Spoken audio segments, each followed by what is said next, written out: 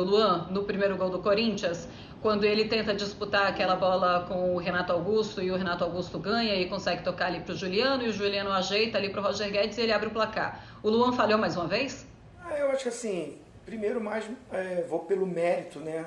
Vou elogiar o Renato Augusto, que é o meia que entra na dividida forte, apetite na jogada, ganha as duas divididas e serve muito bem o Juliano, que inteligentemente enxerga, né? Claro, o companheiro que está de frente, melhor colocado para finalização, o trio funcionou muito bem na jogada. Aí indo para o lado do Palmeiras, eu acho que assim, é uma falha dupla, né? Primeiro o zagueiro tem que se impor mais, o Fábio Luciano foi zagueiro, ele está de frente, né, para o lance, desequilibrou, escorrega, perdeu, né? Ali, ele escorrega, desequilibrou, escorrega. E assim, eu também, muita gente se pega muito no pé do Luan, mas eu acho que assim, o jogador da cobertura, o Patrick de Paula, ele para mim até falha mais, porque ele está enxergando tudo que está acontecendo, há uma primeira dividida, então ele na cobertura chega atrasado, não bota aquele pé de ferro que a gente fala no futebol, perde mais uma vez a dividida por um cara que estava vindo meio desequilibrado, que era o Renato Augusto. Então, se for assim falar de falha, para mim o Patrick de Paula foi pior do que o Luan. Então, assim, mas eu gosto de elogiar e ir mais pro cara que conseguiu a jogada. Renato Augusto, maravilhoso, enquanto teve gás, ele fez uma boa partida. O quarteto, né, que a gente tem falado muito, enquanto eles estavam bem fisicamente, fizeram uma ótima partida. O Corinthians, na maioria do jogo, foi melhor do que o Palmeiras. Teve alguns momentos do jogo que o Palmeiras subiu, cresceu. Então, assim, foi mérito, venceu o Corinthians, porque até entrou com a pegada maior no jogo. O Palmeiras, o Abel, está olhando para o jogo de terça-feira, nitidamente ele escolhe o time, né, bota o time para jogar que não é o que vem jogando. É um elenco maravilhoso, mas não está com o mesmo ritmo. Então sente isso, sofre com isso. Depois ele mexe muito, explora o seu elenco. O Palmeiras equilibra o jogo em certo momento, mas o Corinthians é muito bem organizado pelo Silvinho, que é muito cobrado. Gostei muito da postura 4-1-4-1, que ele inicia o jogo, né? Movimentação do GP, né? Com o Willian trocando de posição, hora um estava na direita, hora o outro estava na esquerda. Então, assim, um time que tem tudo para se acertar. Esses caras bem fisicamente, o Corinthians tem muito a crescer. E a recomposição também, né, Zinho?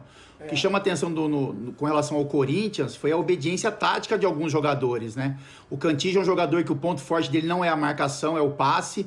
Então o Corinthians precisaria desses jogadores, Renato Augusto, Juliano, até o Willian mesmo, voltassem um pouco na hora da marcação. E isso foi feito de uma forma muito obediente. Então, quando o Corinthians perdia a bola, o Corinthians deixava o Roger Guedes à frente e voltava com uma linha de 5 jogadores de marcação. Mas tinha velocidade na saída também. O Willian fez muito bem isso, né? Por um lado, o GP pelo outro.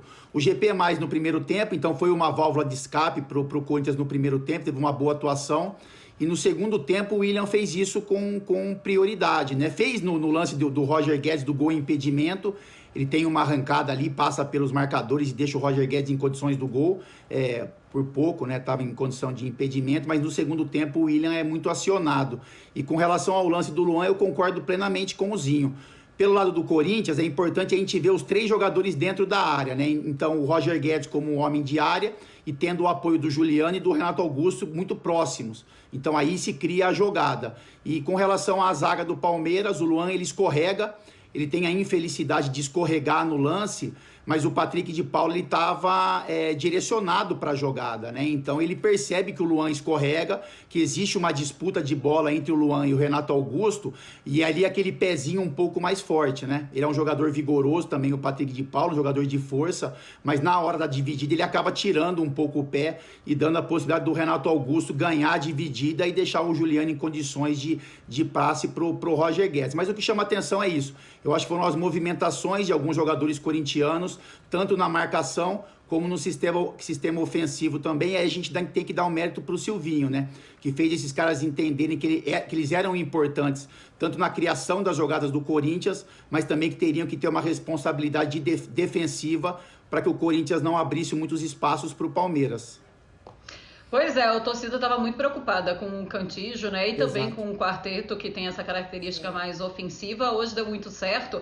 Vamos conversar então agora com o Eduardo de Menezes. A gente vai lá para a Neoquímica Arena agora. Daqui a pouquinho a gente vai conversar também com a Bibiana Bolson. Eduardo de Menezes, seja muito bem-vindo ao nosso Sport Center, o nosso Sport Center de casa. Mas olha, parece que isso aqui está acabando. Segunda-feira, todo mundo voltando para o estúdio. Eu já estou há um tempo no estúdio, né? Quando eu volto aqui para esse home estúdio, eu até acho tudo muito estranho, viu, Edu de Menezes? Já, graças a Deus, parece até que as coisas estão voltando ao normal.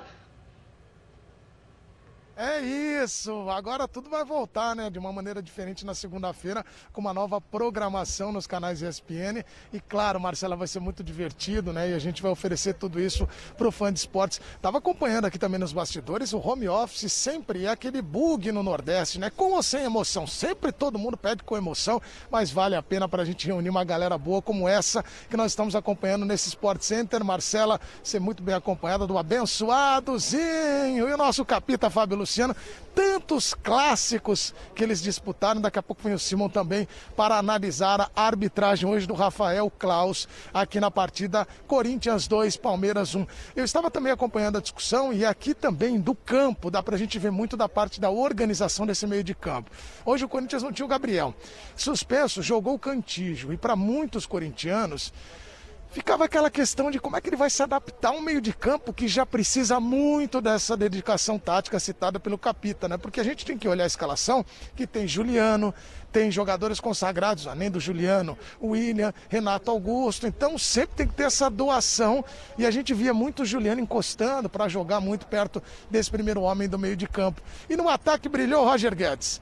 Roger Guedes fez a lei do ex aqui valer muito a pena, porque 2 vezes ele marcou, na verdade 3, um gol foi anulado. Roger Guedes agora chega na sua 4ª partida com a camisa do Corinthians, 3 gols marcados e jogou muito bem aqui, até em alguns momentos como um falso centroavante ali, fazendo essa movimentação, preenchendo esse espaço, e ele incomodou demais a defesa do Palmeiras, né? Daqui a pouco a Bibiana Bolson vai chegar informando aí, trazendo toda a visão do lado do Palmeiras. Palmeiras que jogou com um time diferente, né, daquilo que o torcedor está acostumado. E hoje, né, eu falei tanto de jogadores consagrados, foi a primeira vez que o Silvinho escalou desde o início Renato Augusto, William, Juliano e Roger Guedes. E claro que essa vai ser a base de um time. A gente falava muito disso do Corinthians nessa temporada. O Corinthians precisa melhorar, o Corinthians precisa de reforços. Eles chegaram e o Silvinho parece ter colocado mesmo as peças nos lugares corretos e eles estão rendendo muito. Chamar atenção muito para o Willian e para o Renato Augusto. Essa dupla tem feito a diferença aqui nas partidas com a camisa do Corinthians. Bom, o Corinthians agora, né, para esse jogo agora, como eu falei, teve pela primeira vez esse quarteto junto e chega a 8 partidas invictas. Corinthians que vinha de 3 empates seguidos, agora acabou com isso, venceu e não venceu o Palmeiras a 7 jogos. Agora a gente olhou a tabela há pouco no Sport Center, vale lembrar, Marcela, o Corinthians chega agora a 33 pontos, 6º lugar. Mas ele está encostadinho no Bragantino e no Fortaleza, que ainda jogam nessa rodada, é bem verdade. Mas o próximo jogo do Corinthians é contra o Bragantino, né? E a tabela tem esse confronto direto. E o torcedor fica em casa, querendo ouvir muita opinião do Zinho, do Fábio Luciano e a Marcela, porque aqui tem, nesse Sport Center tem defesa, meio de campo e ataque. Tem o Fábio Luciano, o Zinho e a Marcela lá no ataque. Marcela fazendo pivô. Que é o seguinte, Marcelo, o torcedor aqui já fica olhando a tabela, olha a pontuação, rendimento de campo, e começa a acreditar que o Corinthians pode dar um passinho à frente. Será que é para isso mesmo? Esse time já passa essa confiança, Marcelo?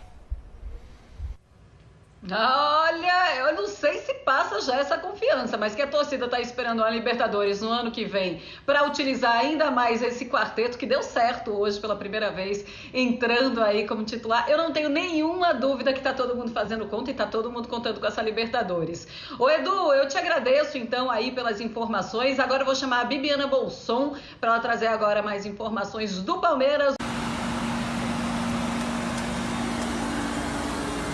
Pessoal, olha só, o mês nem acabou ainda e dá uma olhada nos meus resultados. mais de 100 mil reais em vendas usando robôs. Eu quero te mostrar como que eu faço isso. Então clica no link aqui embaixo que eu vou te mostrar o meu método que eu uso para fazer vendas todos os dias pela internet, quase no piloto automático. Clica aí no link. Esse é o João Pedro, o maior especialista do Brasil em geração de renda na internet e o único que já transformou a vida de mais de 30 mil alunos. Encare uma realidade. Para a crise não te derrubar, você precisa ganhar mais dinheiro. Conheça o passo a passo simples e garantido para faturar online pelo menos de 100 a 500 reais por dia de forma quase automática. Clique agora no link na descrição do vídeo para transformar a sua vida e começar a lucrar hoje mesmo.